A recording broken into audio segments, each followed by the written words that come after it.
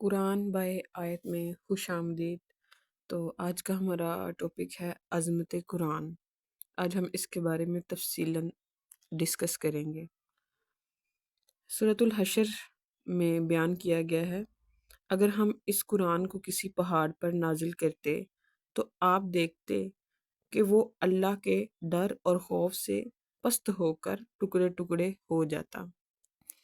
فرمان الہی ہے کہ قرآن پاک کی شان، اس کی عظمت و جلالت اور شدت تاثیر کا یہ عالم ہے کہ اگر اسے کسی پہاڑ پر اتارا جاتا جسے انسانوں کی طرح عقل و شعور حاصل ہوتا تو تم دیکھتے کہ وہ اپنی مضبوطی کے باوجود اللہ کے ڈر سے کانپ اٹھتا اور خوف سے اس کی چٹانیں ریزہ ریزہ ہو جاتی، یعنی پہاڑ نصیحت قبول کر لیتا۔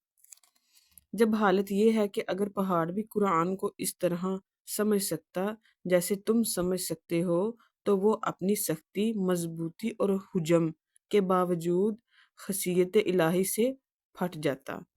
یہ انسان کو سمجھایا اور ڈرایا جا رہا ہے کہ تمہیں عقل و فہم کی صلاحیتیں دی گئی ہیں، لیکن اس کے باوجود تم پر اللہ کا خوف طاری نہیں ہوتا۔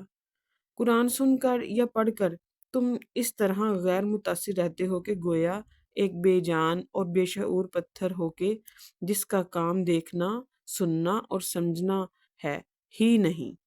تمہارا دل کوئی اثر قبول نہیں کرتا اور نہ کبھی تمہیں یہ فکر لاحق ہوتی ہے کہ جو ذمہ داریاں تم پر ڈالی گئی ہیں ان کے متعلق اپنے خالق و مالک کو کیا جواب دو گے۔ اے انسانوں، کیا تمہارا یہ طرز عمل تمہارے شایان شان ہے؟ اللہ تعالیٰ نے قرآن حکیم کے بارے میں صاف بتا دیا ہے کہ اس میں کوئی تضاد و اختلاف ہے، نہ کوئی ایسا عیب جو انسانی کلام میں ہوتا ہے۔ ارشاد ہوا، قرآن عربی زبان میں ہے جس میں کوئی کجی نہیں۔ سورۃ الزمر کے مطابق ہر بات واضح، صاف اور دو ٹوک ہے۔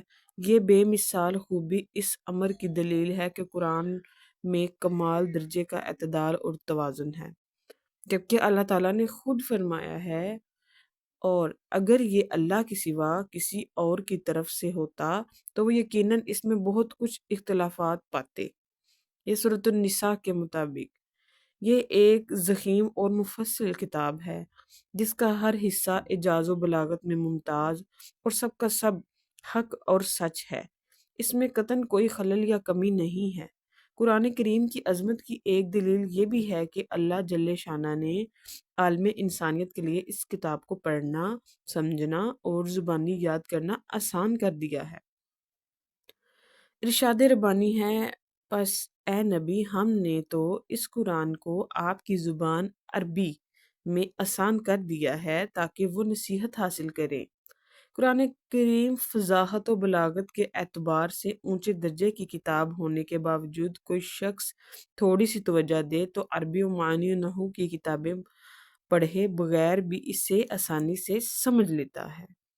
یہ دنیا کی واحد کتاب ہے جو لفظ با لفظ یاد کر لی جاتی ہے۔ کلام اللہ کی فصاحت و بلاغت اس قدر اعلیٰ درجے کی ہے کہ اس میں تدبر کرنے والا جب بھی غور و فکر کرے تو معافی کی نت نئی گرہیں اس پر کھلی جاتی ہیں۔